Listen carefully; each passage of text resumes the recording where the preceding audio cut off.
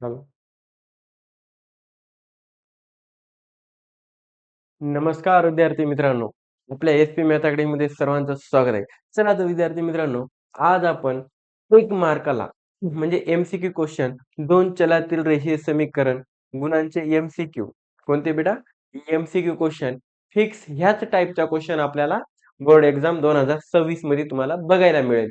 मग हे आता आपण 10 क्वेश्चन आहेत. हे पूर्ण व्हिडिओ तुम्ही क्लास अटेंड करायचा, बघायचा आणि 1 मार्क एम-सी-क्यूचा आपण घर बसल्या घेऊन यायचे. Okay video. चला विद्यार्थी मित्रांनो बघा. आता कसे करायचं? पहिला काय म्हणले? बघ इकडे. 2 चलातील रेषीय समीकरण. ओके. म्हणजे याच्यात किती चल पाहिजे? 2 चल. ओके. आता गुणाचे एम-सी-क्यू क्वेश्चन आहेत. आपण फक्त इथे किती 10 क्वेश्चन घेऊन आलो. किती क्वेश्चन बेटा? 10 क्वेश्चन. ह्या 10 प्रश्नामधलेच तुला एम-सी-क्यू मध्ये एक क्वेश्चन तुला बघायला मिळेल. त्याच टाईपचा किंवा याच्यातलाच. ओके बेटा? सर. आता पहिला क्वेश्चन आहे. काय म्हटलंय बघ इथं आपल्याला 4x प्लस 5y बरोबर 19 आहे. ओके. आता समीकरणाचा आलेख काढण्यासाठी x इक्वल टू 1 आहे आणि y ची किंमत काढा म्हणले. काय काढा म्हणले? y ची किंमत. अरे दादा सिंपल आहे. x जिथं आहे तिथं तुला काय टाकायचे? 1 टाकायचे. काय टाकायचे बेटा? जिथं x आहे तिथं 1 टाक. हे 5 हे y बरोबर हे किती? 19. 4 एक 4 इथं 5y बरोबर किती बेटा? 19. हे तुझं कॉन्स्टंट आहे तिकडे टाक. हे तिकडे जाऊन काय झालं? मायनस झालं. 4 काय झालं? मायनस झालं. इकडे प्लस आहे तिकडे जाऊन मायनस. म्हणजे 5y बरोबर 19 मायनस 4 किती आलं? 15. तर y बरोबर 15 भागिले 3. 3 पाची 15 म्हणजे तुझं y चं काय आलं? 5 आलं. म्हणजे तुझं उत्तर कोण्या ऑप्शन मध्ये आहे बघ. नाही सॉरी इथं 5 आहे रे राजा. 5 आहे रे माय. पिल्ल्या पिल्ल्या पिल्ल्या पिल्ल्या पिल्ल्या पिल्ल्या y बरोबर 15 भागिले 5. 5 त्रिक 15 म्हणजे तुझं उत्तर किती आलं इथं? 3 आलं. किती आलं? 3. कुठं आहे तुझं ऑप्शन? बी नंबर. ओके. ह्या टाईपचा बघ तुला सांगतोय हेच गणित किंवा ह्या टाईपचाच क्वेश्चन असणार. 10 पैकी 10 क्वेश्चनच्या बाहेरचा पहिल्या टॉपिकचा एम-सी-क्यू निघणार नाही. निघल ते फक्त इथूनच निघल. ओके राजा? तू बघ फक्त. हा झाला पहिला. ये तू दुसरा क्वेश्चन. तर दिलेल्या 2 समीकरणासाठी तुझा dx काय म्हणले बेटा? इथे dx किती आहे? 26. तुझं dy किती आहे? -39 आणि तुझं d आहे 13. किती आहे? 13. तुला काय काढायचे माय? x काढायचे. काय काढायचे? x काढायचे. जेव्हा x काढायचे त्यावेळेस तुझा क्रेमरचा पद्धत म्हणते की बापू dx भागिले काय असते? d असते.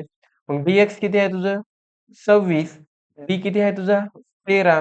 म्हणजे 13 दोन्ही 26. तुझा x निघाला. कोणता ऑप्शन बेटा तुझं इथं? 2 ऑप्शन. कोणतं? 2 ऑप्शन. काही हाय अवघड? काहीच नाही. फक्त काय करायचे? बघायचे नीट. उघडा डोळे, बघा नीट आणि उत्तर काढा नीट. ओके? चला. पुढचा खालीलपैकी कोणते समीकरण एक सामायिक समीकरण नाही म्हटलंय? काय म्हणलंय? नाही म्हटलंय. मग आता नाही म्हणल्यावर आता बघ तुला पहिलं ऑप्शन x भागिले 3 y भागिले 5 बरोबर 6. आता याचा छेद समान आहे काय? नाही. तुला काय करून घ्यावं लागेल? छेद समान करून घ्यावं लागेल. 5 ने याला गुणलोस काय येतील? 5x. 3 ने याला गुणलो काय येईल? 3y. आणि खालच्याचा गुणाकार 3 पाची किती? 15 बरोबर 6. हे 5x प्लस 3y हे 15 इकडे गेले. 6 गुणिले किती बेटा? 15 म्हणजेच 5x प्लस 3y 15 सक्की किती? 15 पाच्या 75 15 सक्की 90 म्हणजे तुझं ह्या पहिल्याचा हे आले आन्सर. आता तू दुसरं चेक कर. दुसरं काय आहे इथं? दुसरं ऑप्शन 2x मायनस 3y बरोबर 8 मायनस 3y आहे. हे मायनस 3y इकडे येऊन काय होणार आहे? 2x मायनस 3y हे इकडे येऊन काय झालं? प्लस झालं. इकडे राहिलं 8 म्हणजे हे तुझं 0 झालं. 2x बरोबर 8 आलं. मग तुझं हे इक्वेशन राहणार आहे काय? नाही. आपलं काय सांगते याचं सामान्य रूप. बापू तुला सामान्य रूप माहित पाहिजे.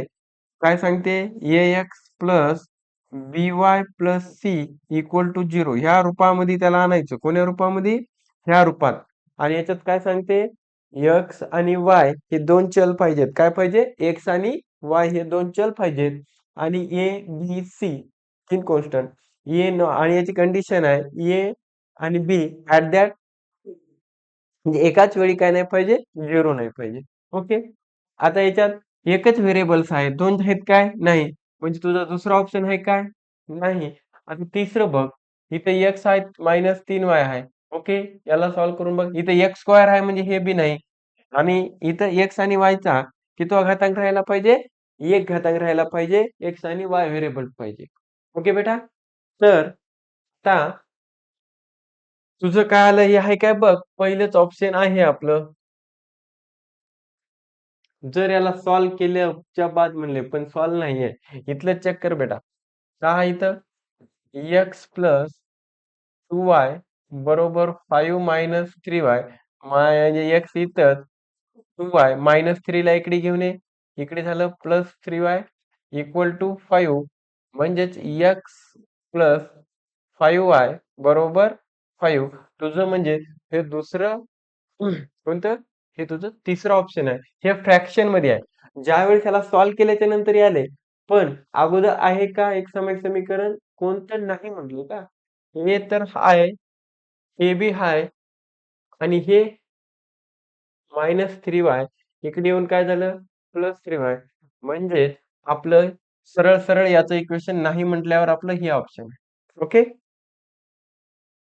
याला सॉल्व्ह करायचं नाहीये बघून. ओके. बघितल्या 2x इथं 2x आहे -3y इथं कुठेतरी गपलट आहे. म्हणजे याचं सरळ सरळ आपल्याला दिसते की याचा घातांक किती आहे बेटा?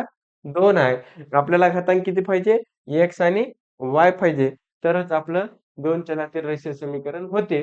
नसता होणार नाही. ओके. चला. ओके. पुढे. त्या खालीलपैकी कोणती 3x plus 6y equal to 12 ह्या समीकरणाची उकल नाही. उकल नाही म्हटलंय हा. उकल नाहीत म्हटलंय. कोणते उकल नाही? आपल्याला कोणते उकल नाहीत ते ठरवायचे. बघ आता बी ऑप्शन. जर इथं मी 0 ठेवलो प्लस ह्या x ची व्हॅल्यू 0 आणि y ची व्हॅल्यू 2. तर इथं 2 ठेवू बरोबर 12 हे 0 होऊन गेलं. साई दोन्ही 12 इक्वल टू 12 म्हणजे हे इक्वल आलं म्हणजे हे त्याचे काय आहेत? उकल आहे. 0.2 चा उकल आहे. आपल्याला नाहीत शोधायचे. मग इथं आता इथं बघ 3x प्लस 6y बरोबर किती आहे? 12. तर 8 त्रिक 24 6 गुणिले साई दोन्ही -2 समजा 12 24 ला 24 साई दोन्ही 12 -12 इक्वल टू 12 24 मग 12 गेले 12 उरले हे 12 हे सुद्धा त्याचं इक्वेशन आहे. ओके. आता तिसरे चेक कर. तिसरे चेक करत असताना काय आहे? 3 त्रिक 9 आणि इक्वेशन लिहायचं झालं तर लिहू शकतोस. 3x प्लस 6y बरोबर किती आहे? 12 आहे. पहिली व्हॅल्यू म्हणजे आपली x ची असती आणि दुसरी व्हॅल्यू y ची असती. म्हणजे 3 गुणिले 3 प्लस 6 गुणिले 1 बरोबर किती? 12. 3 त्रिक 9 प्लस 6 बरोबर 12.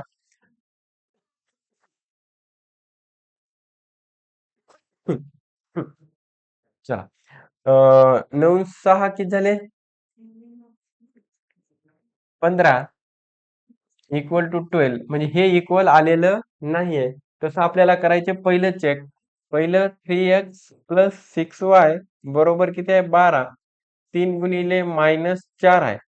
प्लस 6 गुणिले प्लस इक्वल टू 12. 6 चोक 24 -24.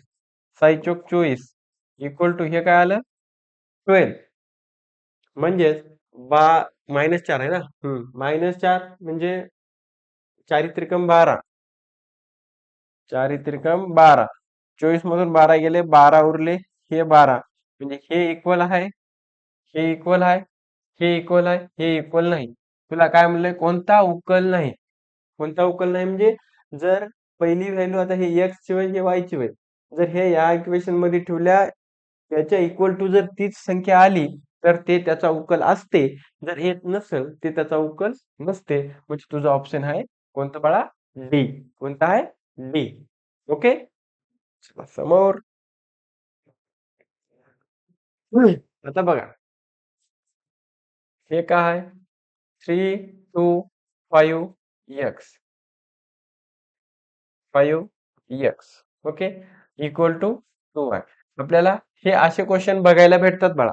हे असे क्वेश्चन बघायला भेटतात. इथं मॉड मधली म्हणजे ह्या विवेचक मधली आपल्याला काय काढायचे? एक्स ची किंमत काढायची. म्हणजेच आपण कसं करता बेटा? आता हे समजा हे डी ची किंमत आहे आपली. कोणती आहे? हे तुझी डी ची किंमत आहे. म्हणजे डी इक्वल टू आपण घेता 3, 2, 5 एक्स ओके. म्हणजे डी किती आहे इथं तुझं 2 आहे. एक क्रॉस मल्टिप्लिकेशन 3 गुणिले एक्स मायनस 5 गुणिले 2 2 ला 2 3x 5 दोन्ही 10 10 ला इकडे घेऊन ये. म्हणजे इकडे काय झालं इकडे 2 आहे. इकडे येऊन प्लस झालं. इथं उरलं काय?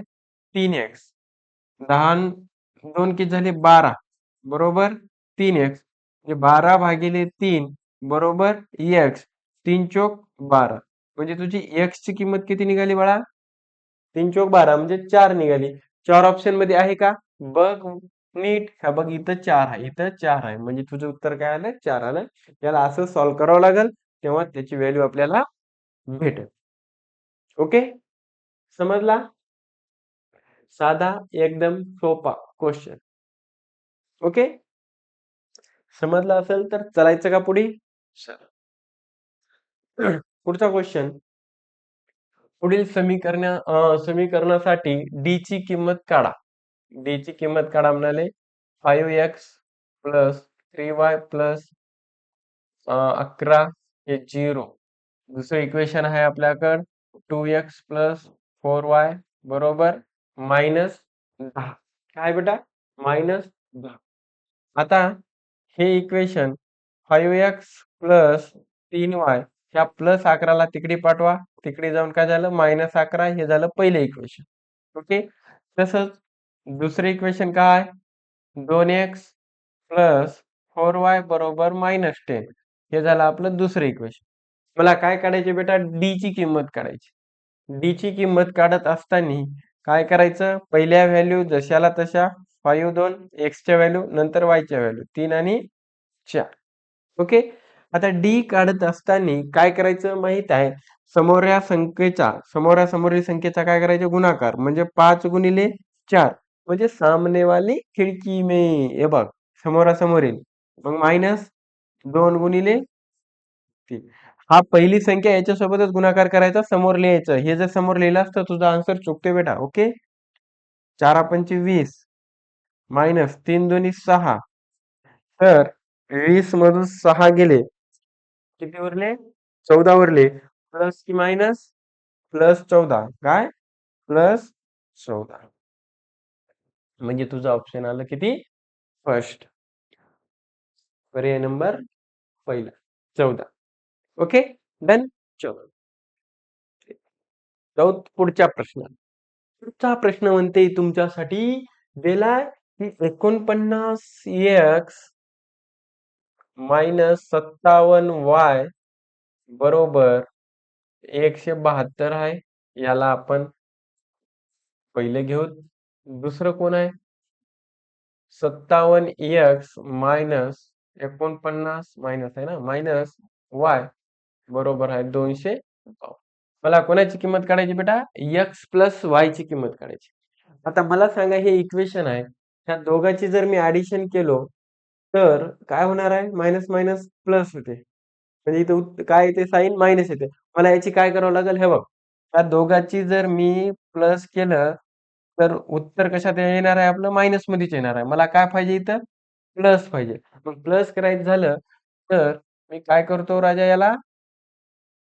ह्या इक्वेशनला सब करतो. काय करतो? सबट्रॅक्शन म्हणजेच हे बघ minus, minus, minus. Okay. Minus करायला. मग आता 57 मधून 49 गेले किती उरले बेटा सांग? म्हणजे किती उरले? 8 म्हणजे minus 8x minus minus plus झालं. आणि पुन्हा तेच. ओके चला. मायनस मायनस प्लस झालं 57 मधून म्हणजे -8y आलं. ओके इक्वल टू आता -252 मधून 252 मधून 172 आपल्याला काय करायचे बेटा वजा करायचे. म्हणजे 2 मधून 2 0 25 मधून 17 गेले. हे 5 आणि 6 7 8 उरले. काय उरले -8 मोठ्या संख्येचा साईन मायनस घेतल्या. हे मायनस मायनस मायनस प्लस झालं. मोठ्या संख्येचं साईन मायनस आलं. आता मला इथे काय पाहिजे एक्स प्लस वाय पाहिजे. काय पाहिजे एक्स प्लस वाय ची किंमत तुम्हाला विचारली. एक्स प्लस वाय ची किंमत तुम्हाला विचारली. तर याला काय करायचं -8 ने भागून आता हे लिहे आपल्याला काय एमसीक्यू असल्यामुळं काय स्टेप करायची गरज नाही. त्याला -8 न जर मी भागलो -8 -8y -8 बरोबर -8 भागिले -8 मायनस मायनस गेट कॅन्सल 8 एक 8 म्हणजे x आलं. मायनस मायनस काय झालं बेटा इथं प्लस झालं आणि इथं काय झालं 8y आलं.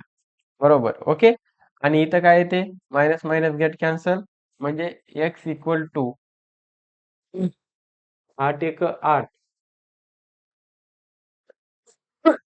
कसं आले x plus y equal to 1 म्हणजे काय विचारले आपल्याला एक्स प्लस वाय विचारले -57 49 x -57y equal to 172 57x minus 49y बरोबर 252 बरोबर 2 ला 2 57 मधून किती गेले बेटा एक्स प्लस वाय एमसीक्यू कुठंतरी गडबड झाली इथं एक्स प्लस वाय म्हणजे इक्वल टू 1 यायला पाहिजे 0 कुणी नाही 80 नाही 10 नाही 8 एक एक एक एक एक एक मिनिट एक मिनिट एक मिनिट इथं किती उरले बेटा 80 उरतात राजा इथं 80 उरतात इथं 80 उरतात इथं 80 8 एक 8 म्हणजे इथं किती आले 8 एक 8 तुझं इथं येते बेटा 10 म्हणजे एक्स प्लस वाय बरोबर किती आलं बेटा इथं 10 आलं ओके हे छोट्या छोट्या गोष्टी कोण आपला आन्सर 1 मार्क जातात आणि 1 मार्क म्हणजेच आपले लय मोठं नुकसान आहे बेटा 1 मार्कासाठी काय नाही होत सगळ्या गोष्टी आपल्याला एक एक मार्क जमा करूनच आपले किती 100 मार्कला आपण जातो मला काय गरज 1 मार्काची जर म्हणत बसलास तर तुला भाऊ लय अवघड जाईल मग ओके कळाला हा गणित 7वा चला पुढे आठव आता काय म्हणलं इथे इक्वेशन आहे काय आहे भाऊ 2x मायनस वाय बरोबर 2 ह्या समीकरणाची उकल आहे उकल आहे म्हटलंय हा इथं उकल आहे म्हणले आता उकल म्हणजेच मी आता हे पहिलं ठेवतो इथं x इक्वल टू 2 आहे आणि y इक्वल टू बी 2च आहे